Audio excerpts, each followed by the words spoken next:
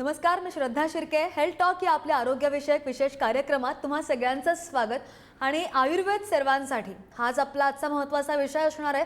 आणि त्याच विषयी बोलण्यासाठी आपल्यासोबत डॉक्टर महेश्वर रमेश तगारे आहेत. डॉक्टर नमस्कार. नमस्कार. डॉक्टरांचा मी थोडक्यात परिचय सांगते, परिचय करून देते आणि मग आपण त्यांच्याशी बोलूया. डॉक्टर महेश्वर रमेश तगारे हे तगारे आयुर्वेद हॉस्पिटलच्या माध्यमातून येवला जिल्हा नाशिकमध्ये गेली 50 वर्ष रुग्णसेवा देत आहेत. आपले वडील डॉक्टर रमेश कृष्णाजी तगारे यांनी 1975 साली सुरू केलेली रुग्णसेवा डॉक्टर महेश्वर तगारे यशस्वीरित्या पुढे चालवत आहेत. स्वातंत्र्यपूर्व काळामध्ये सुरू झालेले शेठ गंगाराम छबिलदास धर्मार्थ आर्य औषधालय या ठिकाणी डॉक्टर रमेश तगारे यांनी आपली आयुर्वेद प्रॅक्टिस सुरू केली. संपूर्णरित्या मोफत स्वरूपात असणारं हॉस्पिटल 1990 पर्यंत डॉक्टर तगारे यांनी सांभाळलं. 1990 नंतर तगारे आयुर्वेद नावाने वेगळं हॉस्पिटल सुरू करून हजारो रुग्णांना यशस्वीरित्या सध्या डॉक्टर उपचार देत आहेत. आणि आयुर्वेद रुग्णसेवेचा वारसा आपल्या वडिलांकडून घेऊन 2012 सालापासून डॉक्टर महेश्वर तगारे रुग्णांसाठी यशस्वी आयुर्वेदिक चिकित्सा देत आहेत.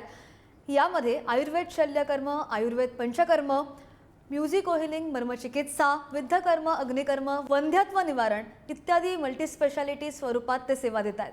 डॉक्टर महेश्वर तगारे यांनी आयुर्वेद शल्यतंत्र विज्ञान या विषयामध्ये आयुर्वेद धन्वंतरी म्हणजेच MS ही डिग्री संपादित केली आहे.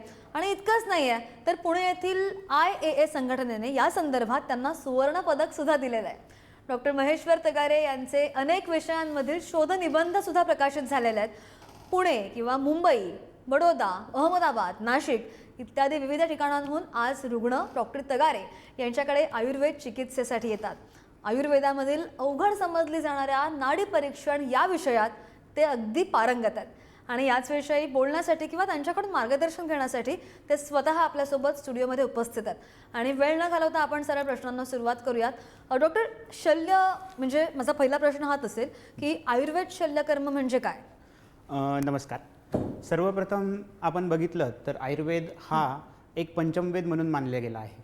आयुषः वेदः आयुर्वेदः या उक्तीप्रमाणे संपूर्ण आयुर्वेद हा एका व्यक्तीने अभ्यासणं हा सोपं नव्हतं. यासाठी शास्त्रकारांनी आयुर्वेदाची मांडणी ही 8 स्वरूपात केली आणि त्यालाच आज अष्टांग आयुर्वेद म्हणून संबोधलं जातं.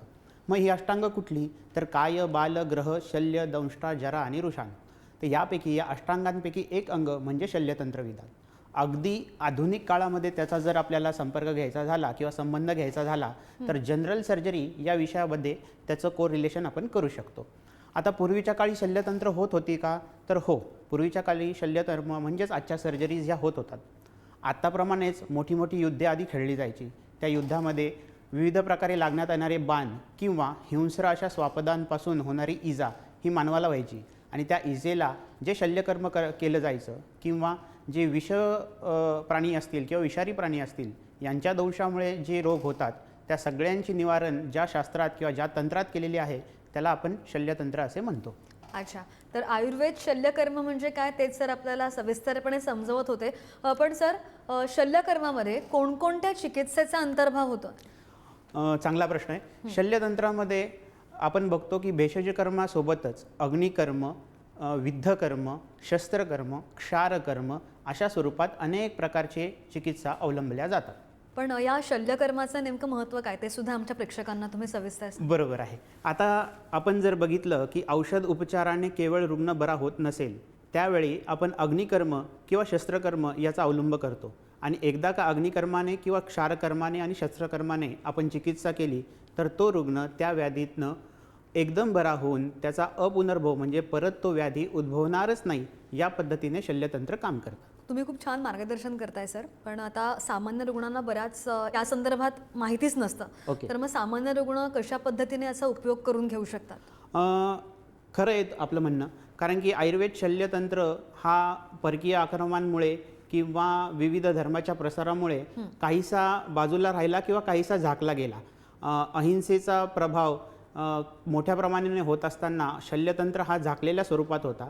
परंतु आज जर आपण बघितलं तर याच्यातले जे शस्त्र असतील किंवा शल्यकर्म असतील आपल्या जवळच्या आयुर्वेदिक शल्यतंत्र डॉक्टरांकडे जाऊन किंवा MS आयुर्वेदिक शल्यतंत्र माणसांकडे जाऊन अगदी छोट्या छोट्या स्वरूपात मग ते अग्निकर्म असू द्या, विघ्नकर्म असू द्या. तुम्हाला जर माहिती असेल तर आपल्या आदिवासी पाड्यांमध्ये आजही बऱ्याचशा ठिकाणी लहान मुलं जन्माला आल्यानंतर एक अग्निडाग द्यायचा प्रकार असेल किंवा आहे तो भरपूर रुजलेला आहे, असाच प्रकार आपण विविध व्याधींवर करतो आणि अशा छोट्या छोट्या स्वरूपामध्ये आपण शल्यतंत्राचा अवलंब अगदी व्यक्ती सामान्य आयुष्यामध्ये करून घेऊ शकतो. अच्छा. आपण जर पाहत असू तर अगदी बारीक सारीक गोष्टी सर आपल्याला समजावून सांगतायत. सर मगाशी आपण जसा उल्लेख केला तर आयुर्वेद पंचकर्म हा जो उल्लेख केला, आयुर्वेद पंचकर्म म्हणजे काय ते सुद्धा आमच्या प्रेक्षकांना तुम्ही सांगा. शल्यतंत्र आणि पंचकर्म हे दोन्ही एकाच रित्याचे किंवा एकाच वेदाचे दोन वेगवेगळे भाग आहेत. पंचकर्मामध्ये आपण 5 कर्म बघतो. ज्याप्रमाणे आपण एखाद्या वस्तूची शुद्धी करतो त्याप्रमाणे संपूर्ण शरीराची शुद्धीकरण करणे याला आयुर्वेदात पंचकर्म असं म्हटलेलं आहे. यात प्रामुख्याने 5 कर्म येतात. सगळ्यात पहिलं कर्म ती बस्ती चिकित्सा, म्हणजे आपल्या गुदद्वाराद्वारे काही आयुर्वेदिक औषधं आत सोडून त्या ठिकाणी असलेला जो दोष असतो त्याला प्रामुख्याने वातदोष म्हणतात. तो वातदोष बाहेर काढण्यासाठी जी चिकित्सा केली जाते त्याला बस्ती चिकित्सा म्हणतात. मग आपला वैद्य आपल्या प्रकृतीनुसार कुठलं द्रव्य वापरतो त्याच्यावर 2 प्रकार ठरतात. एक अनुवासन आणि दुसरी म्हणजे निरूह. दुसरं जर बघितलं तर दुसरं कर्म आहे ते विरेचन कर्म. विरेचन कर्म साधारणतः पित्तदोषाच्या प्राबल्यासाठी आपण वापरतो. यात फोर्सफुल पर्गेशन म्हणजे आजच्या भाषेत बोलायचं झालं तर जुलाब होण्यासारखी जी औषधं असतात ती आपल्याला आधी स्नेहनस्वेदन करून दिली जातात. तिसरं कर्म असतं ते वमन कर्म, म्हणजे शरीराच्या वरच्या भागातल्या किंवा कफदोषाच्या प्राबल्यासाठी जी चिकित्सा केली असते तिला आपण वमन कर्म म्हणतो. त्यासोबतच रक्तमोक्षण म्हणजे सुश्रुत संहितेनुसार रक्त हा 4था दोष मानलेला आहे आणि दूषित रक्ताची चिकित्सा करण्यासाठी रक्तमोक्षण ही 4थं कर्म सांगितलेलं आहे. आणि शिरोविरेचन किंवा नस्य म्हणजे आपला शरीराचा ऊर्ध्वभाग शिरोप्रदेशी असलेले व्याधी हे नाहीसे करण्यासाठी जे कर्म असतं त्याला आपण नस्य किंवा शिरोविरेचन म्हणतो. ही 5 कर्म यालाच आपण आयुर्वेदिक पंचकर्म असं संबोधलं जातं. अगदी सरांच्या मार्गदर्शनाचा सर प्रेक्षकांना आमच्या खूप फायदा होणार आहे तुम्ही जे मार्गदर्शन करताय सर. पण आता आपण पाहतो की धावपळीचं जीवन आहे फार. मग आता तुम्ही जे आयुर्वेद पंचकर्म सांगितलं, पण काही रुग्णांना वेळ नाही आहे, नाही मिळत किंवा वेळेअभावी जर कोणत्या रुग्णांना पंचकर्म नसेल करायला मिळत, तर मग अशा रुग्णांसाठी काय नेमका पर्याय आहे? चांगला प्रश्न आहे. खरं तर पंचकर्म करण्याच्या आधी 3 कर्म केले जातात. त्याला पूर्वकर्म, प्रधान कर्म आणि पश्चात म्हणतात. आता पूर्वकर्म करताना आपण दीपनपाचन ही औषधं दिली जातात. आजच्या काळात किंवा धकाधकीच्या जीवनामध्ये जर एखाद्या रुग्णाला वेळ मिळाला नसेल तर छोटी छोटी अनुकर्मसुद्धा सांगितलेली आहेत. मग या अनुकर्मामध्ये आपल्या आयुर्वेदिक वैद्याकडे जाऊन दिनचर्येत जे छोटे छोटे उपाय सांगितले आहेत, मग त्यात कवल असेल, गंडूश असेल किंवा पिचू धारण असेल. पिचू म्हणजे साधारणतः घृताचा म्हणजे तुपाचा किंवा तेलाचा एक कापूस बोळा आपल्या विविध अंगांमध्ये ठेवला जातो, त्याला पिचू असं म्हणतात. मग त्या अंगानुसार त्याची व्याख्या बदलते. उदाहरणार्थ शिरूपिचू आहे, नेत्रपिचू आहे, गुदपिचू आहे आणि स्त्रियांसाठी तर अत्यंत महत्त्वाचा योनिपिचू सुद्धा सांगितलेला आहे. जर गुदमार्गाची व्याधी असतील तर त्या ठिकाणी गुदपिचूसुद्धा आपण ठेवू शकतो. अशा छोट्या छोट्या अनुकर्म किंवा अनुशस्त्रसुद्धा शास्त्रकारांनी सांगितलेले आहेत. अच्छा. तुम्हाला जर या संदर्भात कोणतीही शंका असेल, समस्या असेल तर आपल्या स्क्रीनवर खाली जो नंबर दिसतोय त्यावर सरांना तुम्ही फोन करू शकता, त्यांची अपॉइंटमेंट घेऊ शकता. पंचकर्मासाठी सुद्धा त्यांना तुम्ही संपर्क करू शकता आणि त्यांची अपॉइंटमेंट घेऊन तुम्ही त्यांना भेटू शकता. सर पण आता आपण पाहतो म्हणजे सध्याच्या काळामध्ये लग्नानंतर आता वंध्यत्व मोठ्या प्रमाणावर वाढत आहे, तर मग त्यासाठी आता त्यावर आपण आयुर्वेदामधून कशा पद्धतीने फायदा पोहोचवू शकतो? खरं तर तुम्ही सुरू केलेला विषय किंवा तुम्ही काढलेला विषय हा खूप मोठ्या स्वरूपात आहे.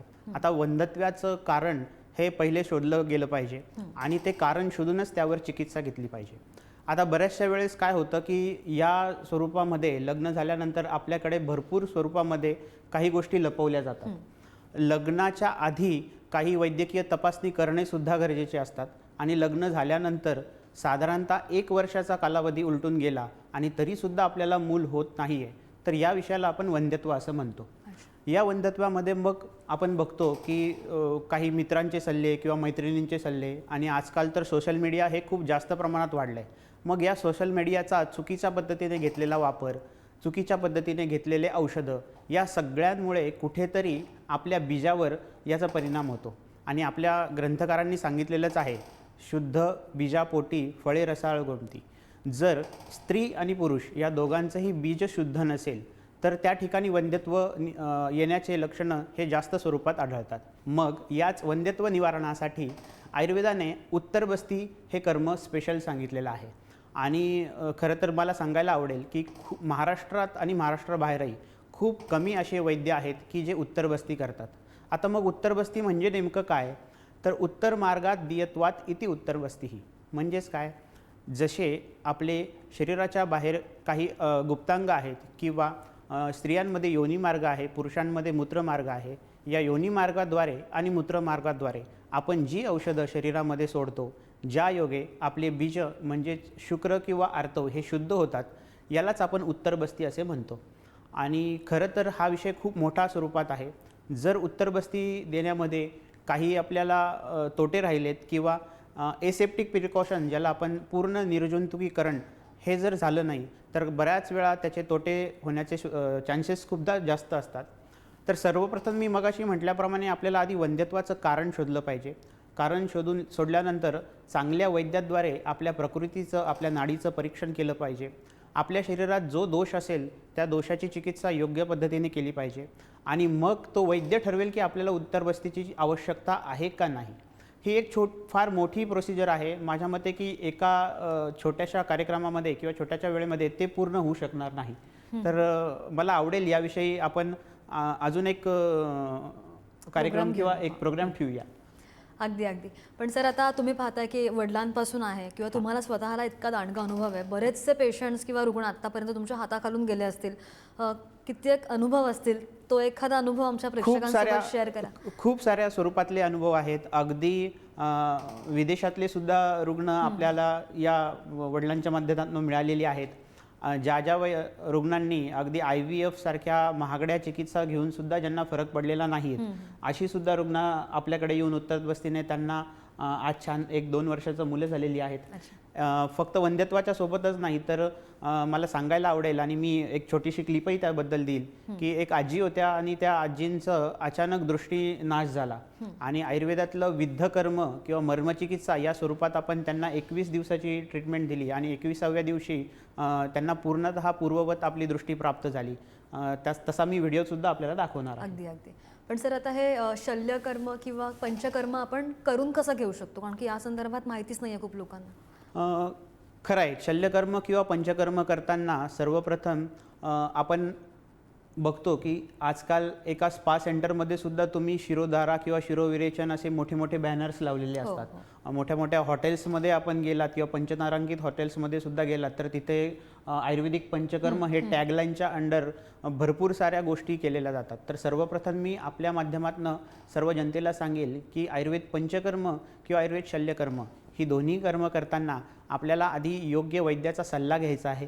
योग्य वैद्याद्वारे आपलं प्रकृती परीक्षण, आपलं नाडी परीक्षण, आपल्या शरीरातला दोष प्रभाव हा जाणून घ्यायचा आहे आणि त्या दोष प्रभावावरच आपल्याला आयुर्वेद पंचकर्म किंवा शल्यकर्म करायची आहे. अगदी. पण सर असे काही तोटे आहेत का, म्हणजे दुष्परिणाम जर बघितलं तर याचे सामान्यतः तोटे काहीच नाही आहे. कारण की आपण जी औषधं वापरतो ही आपल्या रोजच्या आहाराय स्वरूपातली औषधे असतात. म्हणजे आपण बघितलं तर त्यात दूध वापरतो आम्ही भरपूर प्रमाणात, घृत वापरतो, आयुर्वेदिक औषधांनी सिद्ध केलेले तेल वापरतो. परंतु जर करणारा वैद्य योग्य नसेल किंवा आपण योग्य पद्धतीने केवळ सोशल मीडियाचा अवलंबन करून पंचकर्म घरच्या घरी करत आहात. आता एक खूप सारी मिसकन्सेप्ट येते की 21 दिवस ताक पिलं पाहिजे. आता तसं बघितलं तर याच्यात शास्त्रीय आधार आयुर्वेदात कुठेही नाही आहे. आणि अशी जर सोशल मीडियावर अवलंबन ठेवून आपण आयुर्वेदाचं अवलंबन करत असाल तर नक्कीच येथे तोटे आपल्या शरीरावर किंवा याचा दुष्परिणाम आपल्यावर होणार आहे. यासाठीच मी आपल्या माध्यमातून सगळ्यांना आवाहन करेल की आपण एक चांगल्या वैद्याचा सल्ला घ्या किंवा येवल्यामध्ये अगदी जवळ आहे नाशिक जिल्ह्यात डॉक्टर तगारे आयुर्वेदिक हॉस्पिटल या ठिकाणी या. आपल्याला आपली प्रकृती परीक्षण, आपले नाडी परीक्षण केलं जाईल, आपला दोषप्रभाव ठरवलं जाईल आणि त्यानुसारच आपल्याला योग्य ती पंचकर्म किंवा शल्यकर्म आपल्या स्वरूपात केली जातील. सर ही जी प्रक्रिया आहे ती नेमकी म्हणजे किती कालावधीची आहे? प्रोसेसला नेमका टाईम किती लागतो ह्या? आता मी परत सांगेन की तो वैद्यच ठरवणार आहे. आपली ज्या स्वरूपात प्रकृती आहे, ज्या स्वरूपात दोषप्रभाव आहे त्यानुसार 7 ते 21 किंवा कधीकधी जर जीर्णव्याधी असेल, म्हणजे आजच्या काळात आपण ज्याला क्रॉनिक कंडिशन्स म्हणतो, क्रॉनिक कंडिशन्समध्ये आपण 45 दिवसापर्यंत ही प्रोसिजर चालू ठेवू शकतो. पण एक ढोबळमानाने म्हटलात तर 7 ते 21 या दिवसापर्यंत ही पंचकर्म क्रिया केली जाते. अशा रुग्णांसाठी एक जनरल क्वेश्चन विचारते सर. आता तुम्ही बोललात की डॉक्टरांचा सल्ला घेणं इम्पॉर्टंट आहे, पण काही लोक घाबरतात की म्हणजे नेमकं काय असेल, त्यामुळे गुगलवर जाऊन ते सर्च करून स्वतःच औषधं आणून आणि हे सगळं, तर मग ते रुग्णांसाठी किती घातक ठरू शकतं? नक्कीच खूप साऱ्या रुग्णांमध्ये याचा दुष्परिणामसुद्धा जाणवलेला आहे. अगदी गुगलवर किंवा इंटरनेटवर नको त्या गोष्टी बघून आपल्या शरीरावर प्रयोग केल्याने भरपूर साऱ्या व्यक्तींना एक आपला अंगसुद्धा निकामी झालेला आहे किंवा आपल्या अंगाला किंवा त्याच्या कर्माला सुद्धा मुकावं लागलं आहे. बघितलंच तर आपण बघितलं डोळ्यामध्ये गोमूत्र टाका. आता गोमूत्र जर एखाद्या वैद्याने ते ठरवलेलंच नसेल तर परिणामी ते शुद्ध नसेल किंवा आयुर्वेद पद्धतीने त्याला एक शुद्धीकरणाची प्रक्रिया सांगितली आहे, तीच जर प्रक्रिया फॉलो केलेली नसेल तर त्याची दृष्टीनाश होण्याचा सुद्धा शक्यता ही जास्त प्रमाणात असते. तसंच कानांच्या स्वरूपात सुद्धा आहे की विविध सांगतात की हे तेल कानात टाका, हा रस ह्या पानांचा रस कानात टाका. असं करून सुद्धा आमच्याकडे रुग्ण येतात आणि अनेक वेळा आम्हाला आम्ही सुद्धा हतबल असतो की अशा गुगलवर किंवा सोशल मीडियावर विश्वास ठेवून कुठला रस टाकला आहे हे त्यांनाही माहीत नसतं आणि त्या रसाचे दुष्परिणाम किंवा त्याची एक ॲलर्जी स्वरूपात घेऊन आपल्याकडे येतात आणि मग त्यांना त्यांच्या शरीरावर त्याचा योग्य तो उपाय करण्यासाठी आपल्याला थोड्या काळापेक्षा जास्त काळ लागतो किंवा चिकित्सेसाठी आम्हाला जास्त वेळ द्यावा लागतो. अगदी सर, ह्या ज्या सगळ्या सेवा तुम्ही देतायत, प्रोव्हाइड करतात, इतक्या वर्षांपासून तुम्ही कार्यरत आहात, मानसिकता असते, एक टेंडन्सी असते लोकांची की बरंच खर्चिक असेल, आपण नाही जात असं, तर त्यासाठी तुम्ही प्रेक्षकांना काय सांगणार? चांगला प्रश्न आहे. आयुर्वेद चिकित्सा ही खर्चिक नाही आहे. वैद्याचा सल्ला आणि आयुर्वेदिक औषधे अगदी आपल्या खिशाला परवडेल या स्वरूपातच असतात. आता तो वैद्यच ठरवणार आहे आपल्याला कुठल्या पद्धतीची औषधं वापरलेली आहेत. आता या औषधांचा सुद्धा 3 प्रकार आहेत. जर त्या वैद्याने केवळ औषधी स्वरूपातले म्हणजे वनस्पती स्वरूपातले औषधी वापरली असेल तर त्याचा खर्च वेगळा आहे. रसकल्प म्हणजे धातूंच्या स्वरूपातली औषधं वेगळी वापरली असतील तर त्याचा खर्च वेगळा आहे. अगदी मगाशी आपला जो विषय झाला की अग्निकर्म, आता अग्निकर्मामध्ये आम्ही शलाका वापरतो. ही शलाका कुठली वापरली आहे याचा सुद्धा खर्च वेगळा आहे. परंतु ढोबळमानाने म्हटलात तर हे अगदी खर्चिक स्वरूपातला हा उपचार नाही. आपल्या शरीरापेक्षा दुसरं असं मूल्यवान कुठलीच गोष्ट देवाने आपल्याला दिलेली नाही, तर नक्कीच शरीरापेक्षा हा खर्च आपल्याला परवडणारच आहे. नाही, बरोबरच आहे अगदी सर. आणि शेवटाकडे वळते, अगदी शेवटची 2 मिनिटात माझ्याकडे. माणसाच्या आयुष्यामध्ये आयुर्वेद का महत्त्वाचं आहे किंवा तुम्हाला असं का वाटतं की आयुर्वेद बरंच महत्त्वाचं आहे? खरंच तर धन्यवाद, तुम्ही हा प्रश्न विचारलात. मी मगाशीच आपल्या सुरुवातीला म्हटलो की आयुर्वेद म्हणजे आयुष हा वेद हा. हे केवळ एक वेद नसून हा एक पंचमवेद म्हणून सुद्धा मानला जातो. अगदी जन्माच्या म्हणजे मानवाच्या उत्पत्तीच्या आधीपासून एक छोटं मूल जन्माला येण्यासाठी ते कशा पद्धतीने यायला पाहिजे, मग त्यात बीजसंस्कार असतील, गर्भसंस्कार असतील, अगदी लहानपणापासून ते शेवटपर्यंत येणारे षोडश संस्कार असतील, हे सगळे संस्कार आयुर्वेदाने सांगितलेले आहेत. आणि बऱ्याचशा वेळेस लोकांना असं वाटतं की केवळ एखादा व्याधी झाला, तो इतर चिकित्सेने बरा न झाला म्हणून आपण अगदी शेवटच्या क्षणी आयुर्वेदाकडे वळतो. तर आयुर्वेद हा असा नसून आपल्या दैनंदिन जीवनात छोट्या छोट्या गोष्टी आहेत, मग ती आपली दिनचर्या असेल, विविध ऋतूंवर आधारित ऋतुचर्या असेल, या सगळ्यांवर असा आयुर्वेद आधारित आहेत.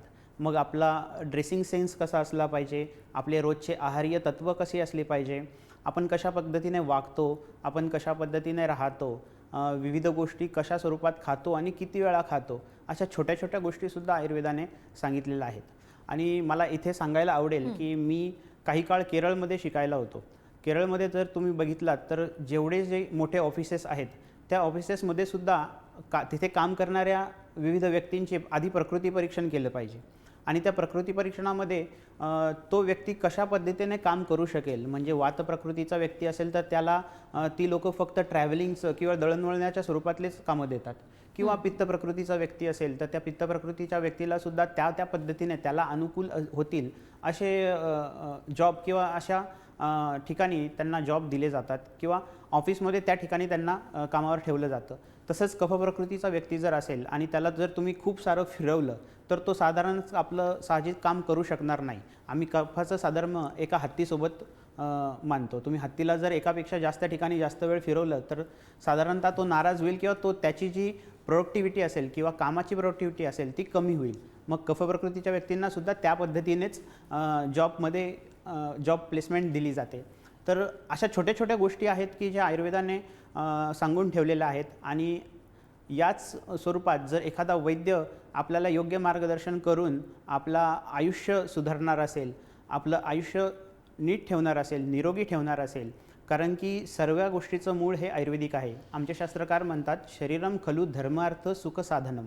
आपल्या चतुर्विध पुरुषार्थाच्या साधनासाठी किंवा चतुर्विध पुरुषार्थाच्या साधनासाठी आपलं आयुष्य किंवा आपलं आरोग्य किंवा आपलं शरीर हे एक साधन आहे आणि या साधनाला उत्तम पद्धतीने, निरोगी पद्धतीने ठेवून या चतुर्विध पुरुषार्थाच्या प्राप्तीसाठी जो वेद काम करतो त्यालाच आयुर्वेद असे म्हणतात. आणि आपण पाहतोय की आपल्या आयुष्यात आयुर्वेदाला किती महत्त्व आहे आणि सगळ्यांसाठी आयुर्वेद हाच आपला महत्त्वाचा विषय होता आणि त्याचविषयी सविस्तर बोलण्यासाठी आपल्याबरोबर सर आज उपस्थित होते स्टुडिओमध्ये आणि सरांनी खूप छान मार्गदर्शन केलेलं आहे.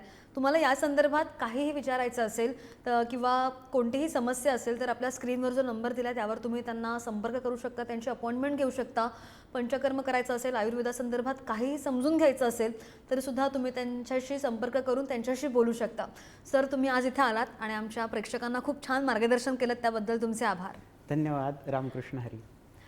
आणि हेल्थ टॉक या आपल्या आरोग्यविषयक विशेष कार्यक्रमात वेळ झाला इथेच थांबायची. पाहत रहा पुढारी न्यूज.